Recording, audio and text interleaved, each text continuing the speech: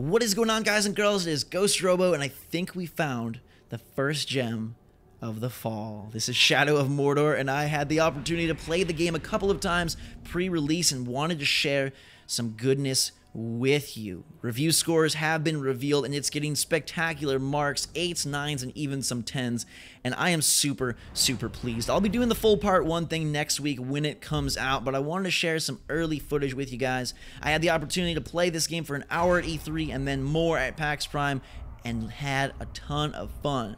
What sets this one apart is this Nemesis system that you're seeing on screen right now. A dynamic way for you to dive into boss battles and eviscerate your enemies how you see fit. We've got 5 war chiefs who are our targets right now, each with their own unique look, name, skill set, strengths, weaknesses, power level. And we could go head on and tackle them if we were feeling really brave, but that battle would be super darn brutal and probably one that we wouldn't survive. So why not thin the ranks a little bit?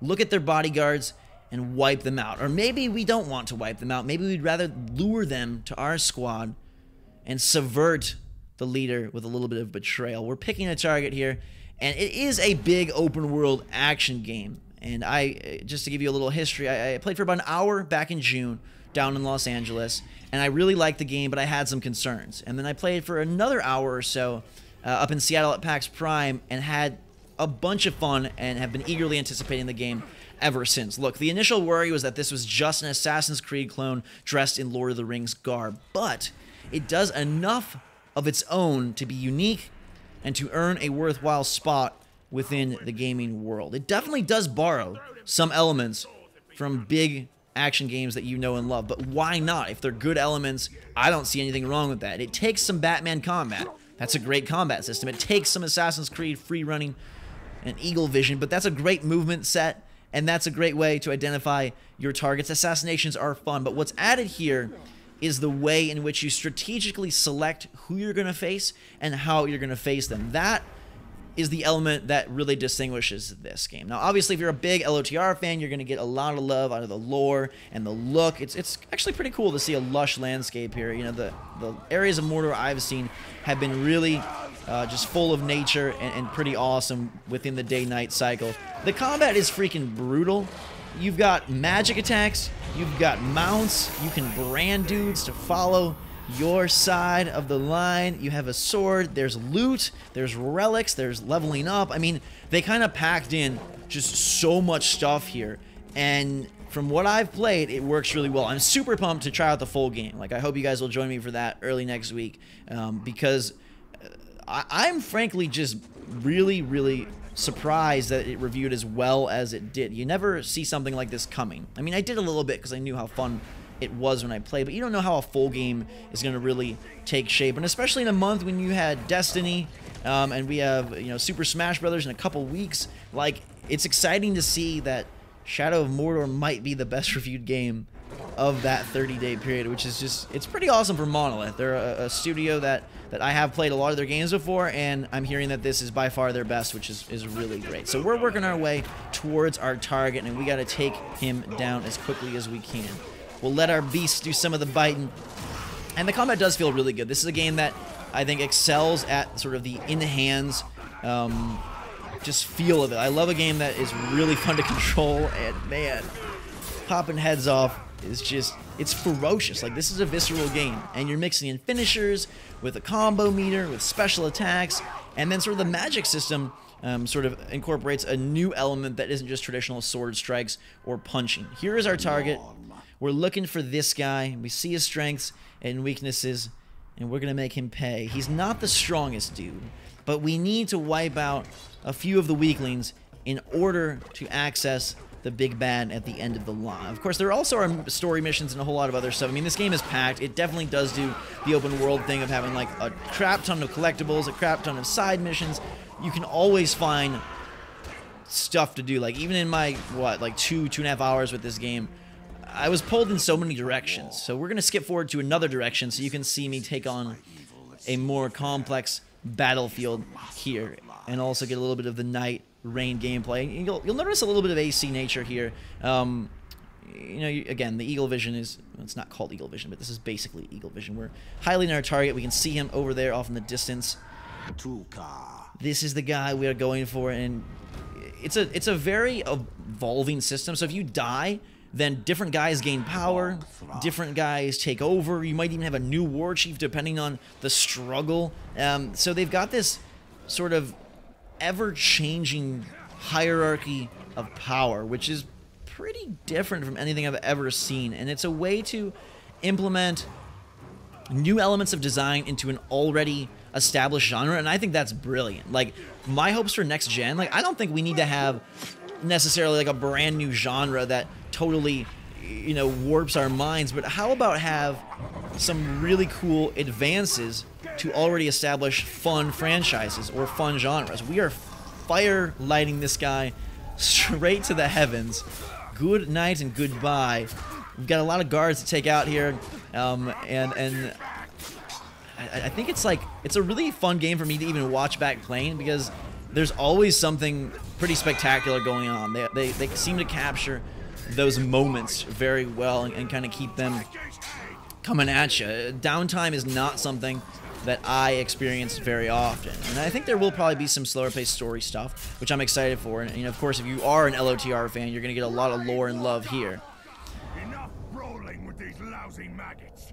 I'll kill you. You get these short little oh my god, my my beast pounces from the back right after he's done giving us his little scary speech. Trying to brand this guy, but it's not going to work yet because we haven't lowered his health. There's a lot of systems in play. Like, he has a hate of Karagor, so he's going to go real wicked right now because he's pissed off about this. He does not like the fact that we've brought an animal into the arena. And like I said, it's just like, if you think about what you've done in combat and boss battles, what if you took that and made it very modular, very, I don't want to say random, but very, like, unique, so that my experience, the guys I face and fight, are going to be different than yours. And I think what that does spectacularly for this game is it creates story moments that have nothing to do with the game story, but have to do with the story that you live out and live into via your character and via your choices. And, like, what is better than those magic moments? My favorite part about games is when you have something spectacular and just incredible happen and you can share that. And sometimes those are story moments. There's games like BioShock and Last of Us that do these insane story moments that are really remarkable. But there's definitely something to be said for the individuality of having your own moment that nobody else can have, and that's yours. You own it, and then you can tell your friends about how you did this crazy, you know, you're fighting against 2 leaders and you're gonna blow up the fire pit to really lower their health, and then use your magic arrows, but they're climbing the tower, they're trying to get to you, so you dive down and finish them off with a few strikes. Like, that is pretty darn awesome. We've got this guy we'll finish off. I'll get more in depth in some of the systems and what's going on when I play the actual full game. I kind of want to just give you guys a look at everything awesome here. I killed this guy with a finisher, so I unlocked a relic there. And you're seeing I'm getting XP and stuff. These people are pissed off at me. And you can have instances where, like, you fight them and they defeat you, and then you'll go back and fight them again, and they'll, like, remember it. So even though this game is cross-gen, and I think it looks good, it doesn't look like the best, but it looks really good. Like, it's definitely doing next-gen style things that impresses me. Like, I would think if you told me about this game, it might be just PS4. Ooh, look at that 360 head swap action. I'm sorry. Picking up a little bit of bow prowess there, gaining some ability points as we just pierce our pursuers. This guy is really pissed and being quite the pain in the neck. I'm excited to see, like, when I dive into the retail version, like, what else is there besides, you know, dissecting bosses and taking down war chiefs. I think that's what's going to determine if this is a game of the year contender for me. Some people are already saying, like, they had so much freaking fun that you know, it's definitely up there for them. But I want to see for myself. I don't like to make, like, the earliest of judgments. We've had so many games this year that have kind of let us down that I want to really play a lot before I give you guys, like, a final verdict. But right now we are basically branding this guy and commanding him for our own maniacal plans here. I can send him to go kill someone else. I can just have him kind of roam the world. I can have him go betray a war chief. We got a lot of options here And you got to kind of think about it. You got to look and examine their, their attributes and see where you want to send your dude. So we're doing a betrayal here. I've dominated this poor creature, and he's now on my squad. So we'll look and see what we want to do next. We set him off that way. All these different symbols and systems are explained. So if you feel overwhelmed and confused, don't worry. I felt that way too when I first played the game. But it becomes pretty clear, and it's not as crazy looking as it might seem at first. So we're kind of just going through what we got going on. Who do we want to take on next? You can see all their ties. So all the different strings are the guards that they are sort of associated with on this almost chessboard without square type thing. Let's go into our upgrade screen here. You'll get to see a little bit of the skill trees. Again, this is like, a pretty mid-game build or whatever, so I have plenty of points already. But we're upgrading things like, oh, you have the ability to chain insta-kills, or you can, after you 25% more damage. Like, I don't know, there's just all these different perks that are both statistical and like more skill-based. You'll have new abilities as well as new attributes for those abilities, I guess is the best way to say it. And here you can see the map screen. A lot of stuff going on. I'm setting a target on the area I want to head to so we can take out someone monstrous before we're all said and done. A funny thing was when I played the game at E3, it was only at night, and I was like, is this game going to be dark constantly? But there definitely, as you saw at the beginning of the video, is a day-night cycle, which I really like. I don't know if I like the game. I was talking to the developers, and they were saying they like, well, the guy I was talking to said he likes the way the game looks at night better, but I think I actually like the day, and maybe night is more like true to Lord of the Rings and sort of that battle lore, but I think it looks really, really pretty during the day, and I've heard that it looks even more stellar on PC. Like, if you get this game on next gen, it looks good enough that you're going to be really happy with it. Karagor's coming in. I'm looking for my target, though. I ain't got time for none of these petty encounters. And like I said, you could do all this stuff and acquire more XP, get more runes or relics or whatever it's called in this game, and kind of see what everybody's doing. And now I have to make my way through this green area and try to acquire a sight on our evil foe. I'm not going to even try to pronounce his name because it's all sorts of crazy. Nazkuga is here. And I believe these guys are randomly generated as well, so it's not like my 5 war chiefs are going to be your 5 war chiefs, which is pretty sweet. And like, I kind of want to see like all the inner workings of what they've got going on. Like, I'd love to see the code or talk to the designers about how they implemented this system, because to me it just seems like something that I would have always wanted in games, even if I didn't think about it directly. You know what I mean? This guy's invulnerable to range, so my lovely sexy bow and arrow is not going to do a smidgen of damage. This guy's a dwarf eater. Not sure he fits him through that freaking tiny pie hole. But, like, a dynamic boss system. I always talked about when I was little, like, how cool would... Jesus!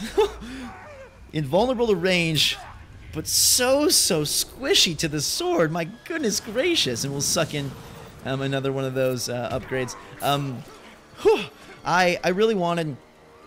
I thought about it with Mario, because I played Mario games and Nintendo games a lot when I was younger, but I was like, what if Bowser was just roaming the world and you came upon him and it wasn't this preset encounter in this room? And so, like, even Baby Robo was thinking of a system like this and dreaming of it, and like, this is the first instance that something... I mean, Dark Souls is kind of filled that a little bit, but those bosses are still much more cemented down in specific locations. And there probably have been some other games, let me know in the comments if you can think of any, that have done a style like this. But for me, like, this is the first time I've been like, wow, what I thought about as a kid and really wanted out of boss battles, because I was always a big boss battle fan. I've always been, like, I love boss battles in Zelda, in Dark Souls, like DMC, action games, Bayonetta. Like, I love big, exciting boss battles. But what if the bosses were roaming? What if they had minds of their own? What if they met up with you before you even met up with them? And that's kind of what this Nemesis system really is. And that's, like, exciting to me. There are surrounding elements, so it's not just like, oh, you turn on the game, you have 5 war chiefs, boom. Like, there's story missions, there's plenty of other things. This is just a segment in the game, part of a larger mission, which is something I didn't really comprehend at E3 and got a much better sense of at PAX Prime. And I've heard the map is even bigger than what you're seeing here, which is awesome. I hope there's multiple areas. I hope they are varied and beautiful.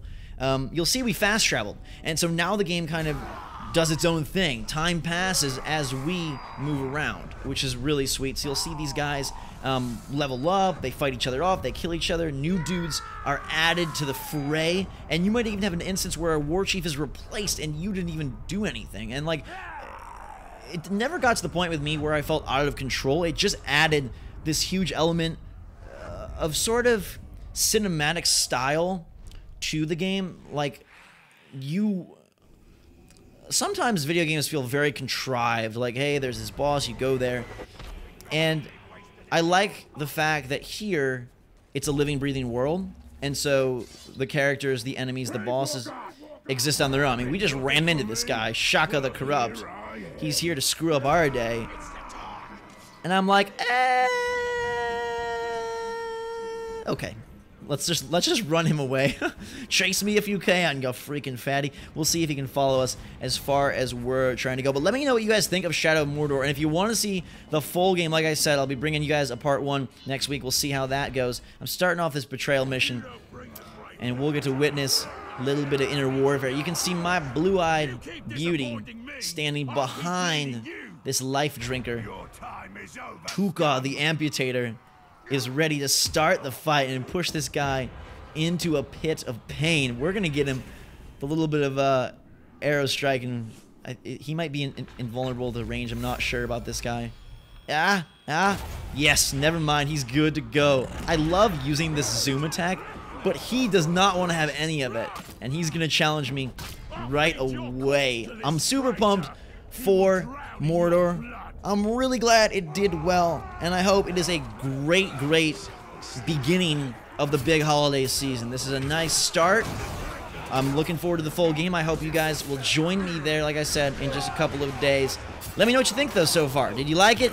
What do you think? Are you impressed with the Nemesis system? Hit that like button if you enjoyed and had fun with this video, and I will see you guys very soon. We are going to take out this entire army of orcs and evil as we make our way to the main dude. You really want to thin out what you've got going on here, because otherwise it's going to be tricky. Oh, God, sometimes I cringe at these attacks. Like, it is earning its M rating, and that guy has had his life drunk. He won't be sipping on the souls of anybody anytime soon. Looks like we got a super thing to acquire there, Relic Rune, whatever it's titled.